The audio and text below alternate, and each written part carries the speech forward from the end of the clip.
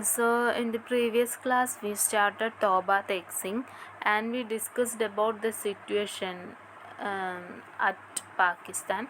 So, there is a partition and transfer of lunatics from the asylum. So the lunatics were so much confused about India and Pakistan. So they discussed what is India or what is Pakistan, etc. So in that asylum, there are some people. They are not the lunatics, but they are murderers. Okay, കൈക്കൂലി കൊടുത്തിട്ട് അസൈലത്തിൽ വന്നവർ. So they knew something about the partition, and everybody know about a person, that is Muhammad Ali Jinnah, who was known as Quaid-e-Azam. So Quaid-e-Azam means a great leader, and this Quaid-e-Azam or Muhammad Ali Jinnah was the prime cause for the partition of India and Pakistan. So we can continue our lesson. Where was Pakistan? What were its boundaries? They did not know. So അവരുടെ അസൈലത്തിലെ കാര്യമാണ് പറയുന്നത്. അവർക്ക് ആർക്കും തന്നെ പാകിസ്ഥാൻ എവിടെയാണെന്ന് അറിയില്ല. അതുപോലെ തന്നെ അതിൻ്റെ ബൗണ്ടറീസ് ഏതാണ് ഒന്നും തന്നെ അറിയില്ല. As to where Pakistan was located, the inmates knew nothing. That was why both the mad and the partially mad were unable to decide whether they were now in India or in Pakistan. So അതുകൊണ്ട് ഇവർക്ക് എവിടെ സ്ഥലം എന്താണെന്നൊന്നും അറിയാത്ത കാരണം ആ ഒരു ഭ്രാന്താശുപത്രിയിലുള്ള ഭ്രാന്തന്മാരായവരും പകുതി ഭ്രാന്തന്മാരായവരും തന്നെ എങ്ങോട്ട് പോകണം എന്ന് ആലോചിച്ച് നിൽക്കുകയാണ് ചെയ്യുന്നത്. If they were in India, where on earth was Pakistan? And if they were in Pakistan, then how come that until only the other day it was India?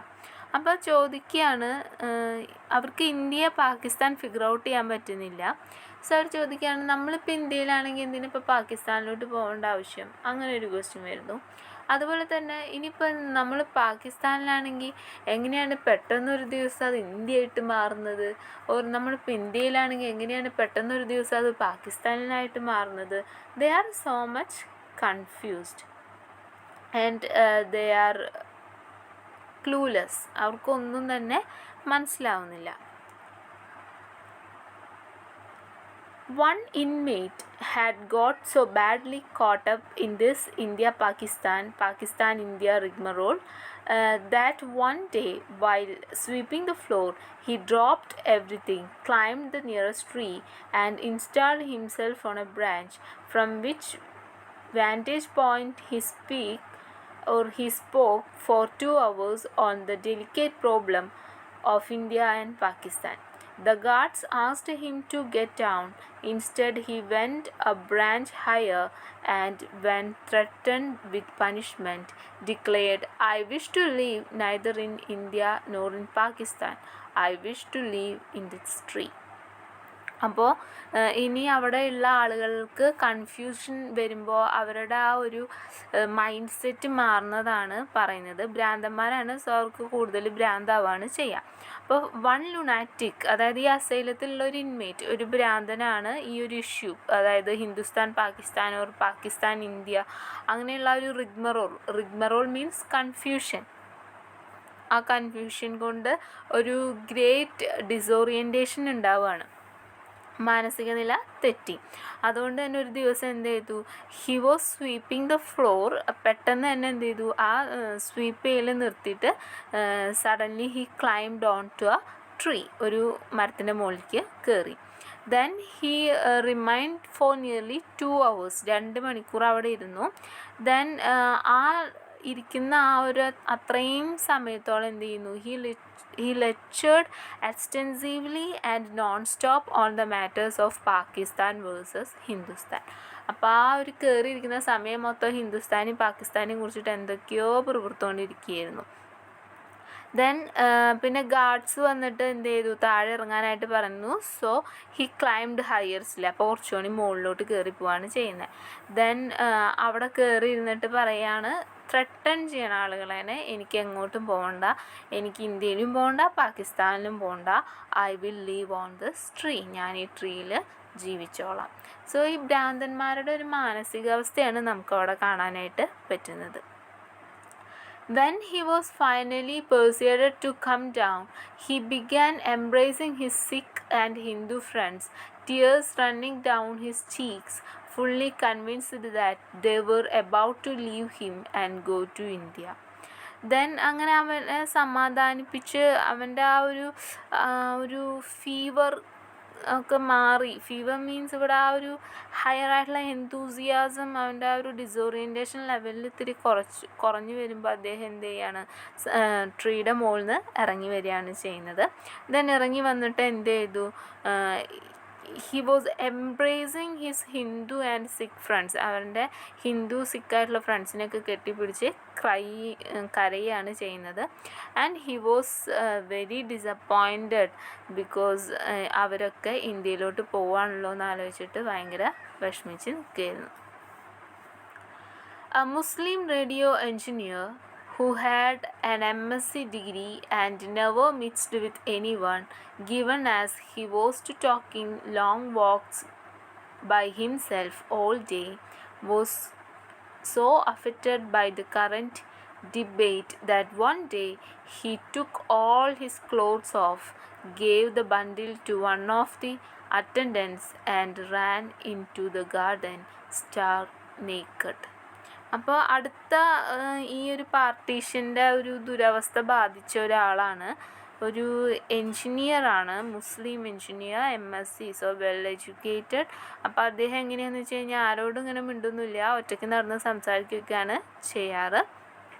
So അങ്ങനെയുള്ള ഒരാൾ എന്ത് ചെയ്യാണ് ചെയ്യുന്നത്, ഗാർഡനിലൂടെ നടന്നുകൊണ്ടിരിക്കുകയായിരുന്നു. പെട്ടെന്ന് ക്ലോത്ത്സ് എല്ലാം ഊരിയിട്ട് എന്ത് ചെയ്തു, അവിടുത്തെ ഒരു ആൾ അവിടെ നോക്കുന്ന, നമ്മൾ പറയാറില്ല അറ്റൻഡർ, അയാൾക്ക് ആ ക്ലോത്ത്സ് ഒക്കെ ഊരി കൊടുത്തിട്ട് എന്ത് ചെയ്യുക, ഓടുകയാണ് ചെയ്യുന്നത്.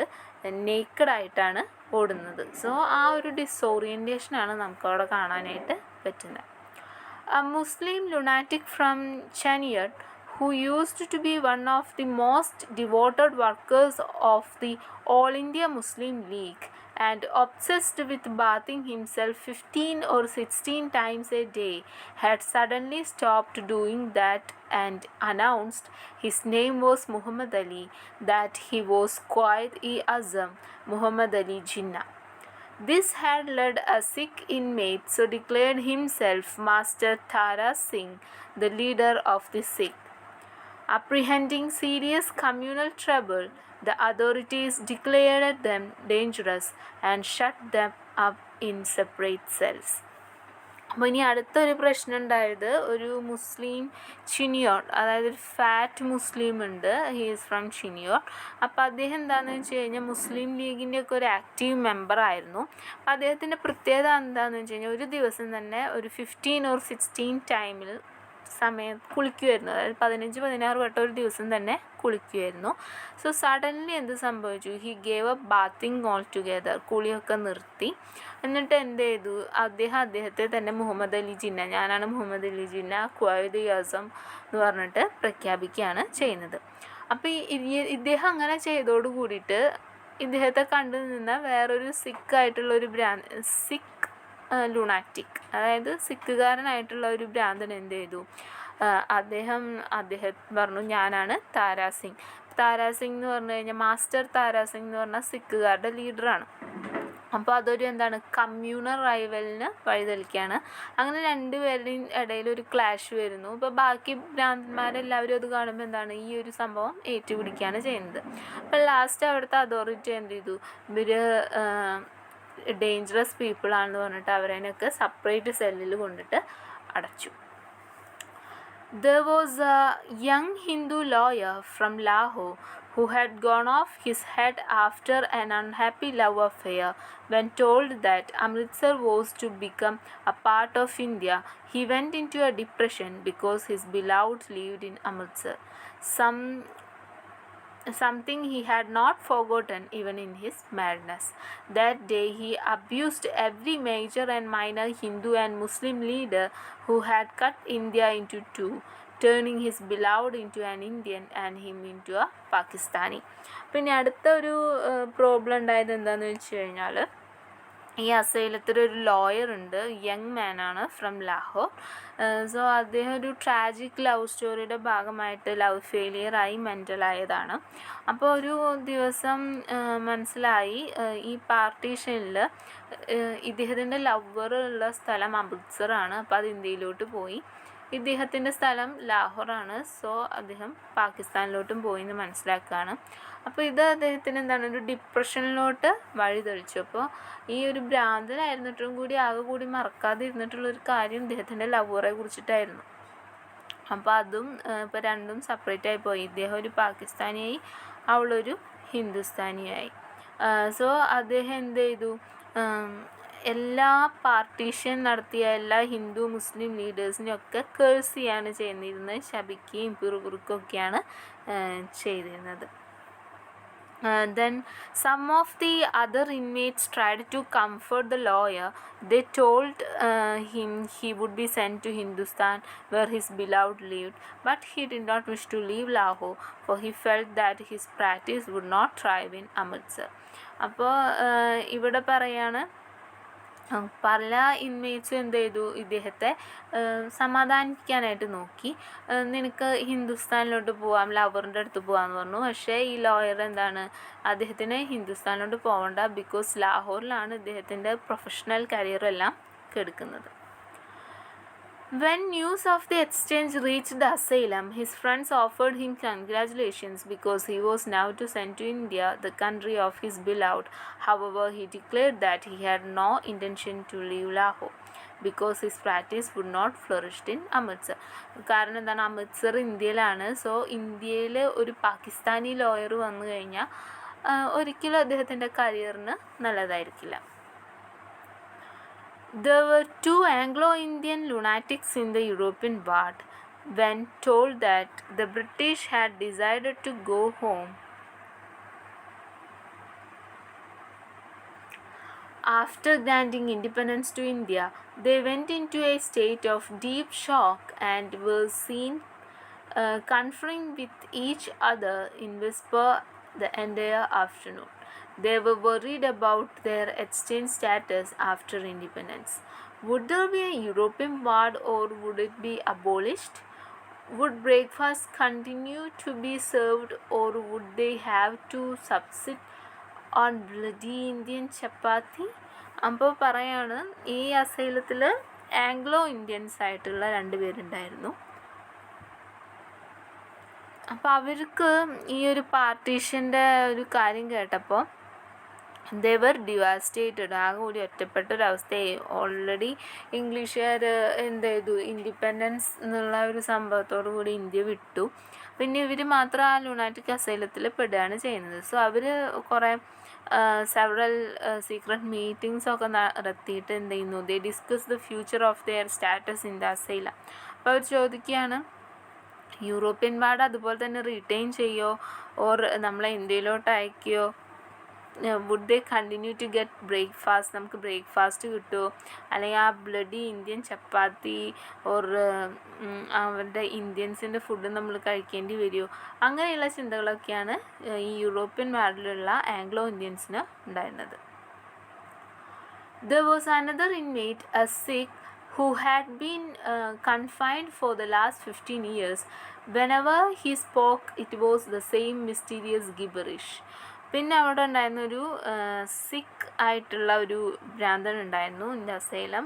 15 വർഷമായി അദ്ദേഹം അസൈലത്തിൽ വന്നിട്ട്. അപ്പോൾ എപ്പോഴും എന്തെങ്കിലുമൊക്കെ ഇങ്ങനെ പുറത്തുകൊണ്ടിരിക്കും. So it was gibberish. Gibberish means മീനിങ്ലെസ്നെസ്.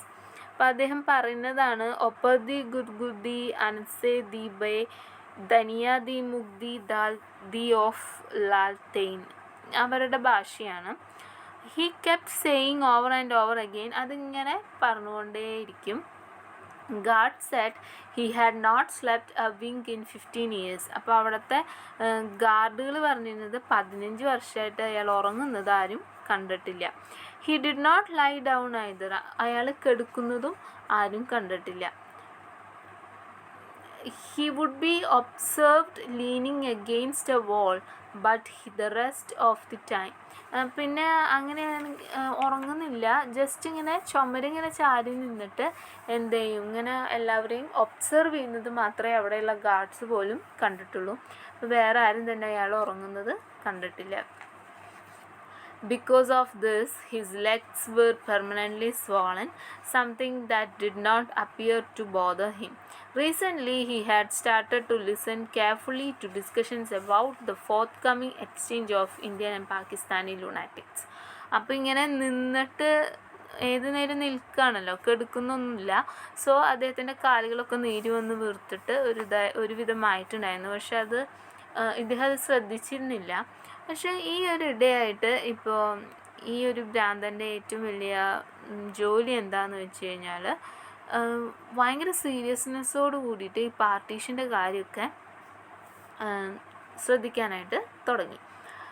ഈ എക്സ്ചേഞ്ചിൻ്റെ കാര്യം, ട്രാൻസ്ഫറിൻ്റെ കാര്യവും എല്ലാം അദ്ദേഹം ശ്രദ്ധിക്കാനായിട്ട് തുടങ്ങി. When asked his opinion, he observed solemnly. പിന്നെ അദ്ദേഹത്തോട് പാർട്ടീഷനെ കുറിച്ച് നിങ്ങളുടെ ഒപ്പീനിയൻ എന്താണെന്ന് ചോദിച്ചു കഴിഞ്ഞാൽ അപ്പോൾ വീണ്ടും ഈ ഗിബറിഷ് ആയിട്ടുള്ള വേർഡ്സ് തന്നെയാണ് അദ്ദേഹം അട്ടർ ചെയ്യുന്നത്. ഓപ്പർ ദി ഗുദ്ഗുദ്ദി അനത്സെ ദി ബേ ധനിയ ദി മുഗ്ദാൽ ദി ഓഫ് ദി Pakistan government his usual gibberish. Meaninglessness ആണ്. ഇപ്പോൾ ലാസ്റ്റ് പറഞ്ഞത് Pakistan government or government of Pakistan ആയതുകൊണ്ട് maybe he was supporting the Pakistan government. We don't know, it was a gibberish. Of late, however, the government of Pakistan had been replaced by the government of Toba Tek Singh, a small town in the Punjab, which was his home. He had also begun enquiring where Toba Tek Singh was to go.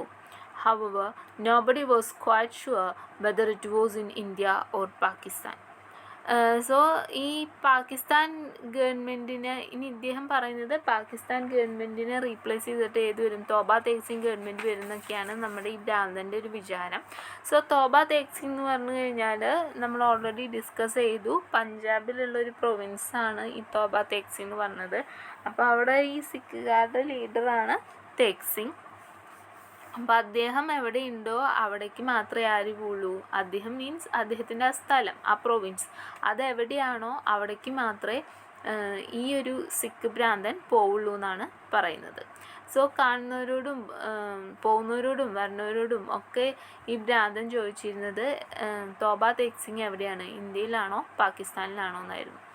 അപ്പോൾ ഈ ഒരു ഭ്രാന്തൻ്റെ സ്ഥലം അതാണ്, അവിടുത്തെ land ലോർഡായിരുന്നു ഈ ഭ്രാന്തൻ. Then ഈ പാർട്ടീഷൻ്റെ ഭാഗമായിട്ടെല്ലാം നഷ്ടപ്പെട്ടപ്പോൾ ഭ്രാന്തായതാണ്. Those who had tried to solve his mystery had become utterly confused when told that Sialkot, which used to be in India, was now in Pakistan.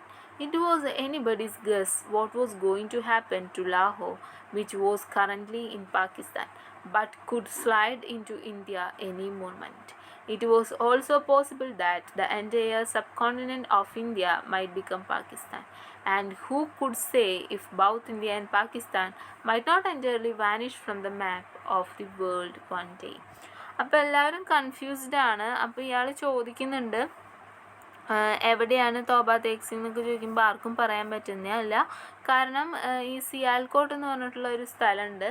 അപ്പോൾ ആ സ്ഥലം എവിടെയായിരുന്നു, ഇന്ത്യയിലായിരുന്നു. പക്ഷേ അതിപ്പോൾ എവിടെയായി, പാകിസ്ഥാനിലായി. അപ്പോൾ ഇനി ആളുകൾ പറയാണ് ഇനി ചിലപ്പോൾ ലാഹോർ ഇപ്പോൾ അത് പാകിസ്ഥാനിലാണ്, ചിലപ്പോൾ നാളെ അവർ പറയും ഇന്ത്യയിലാണ്. ഇനി അതൊന്നും അല്ലെങ്കിൽ ചിലപ്പോൾ ഒരു എൻ്റയർ സബ് കോണ്ടിനെൻ്റ് തന്നെ ഇന്ത്യയിലോട്ട് പോകാം, അല്ലെങ്കിൽ പാകിസ്ഥാനിലോട്ട് പോകാം. അപ്പോൾ ഇവിടെ നമുക്ക് പറയാൻ പറ്റില്ല നമ്മളിപ്പോൾ ഏത് രാജ്യത്താണെന്ന്. കാരണം ഇവർ ഭ്രാന്തന്മാരാണ്. സോ അവർക്കൊരു പ്രോപ്പറായിട്ടുള്ള ഉത്തരം ആർക്കും തന്നെ കിട്ടുന്നില്ല. ദേ വർ കൺഫ്യൂസ്ഡ്. അവർ പറയാണ് ചിലപ്പോൾ ഒരു ദിവസം ഇന്ത്യ പാകിസ്ഥാൻ ഈ രണ്ട് രാജ്യങ്ങളും മാപ്പിൽ നിന്ന് തന്നെ എടുത്തു പോകാമെന്ന് വരെ അവർ ആലോചിക്കുന്നുണ്ട്. The old man's hair was almost gone and what little was left and become a part of the beard, giving him a strange, even frightening appearance. However, he was a harmless fellow and had never been known to get into fights.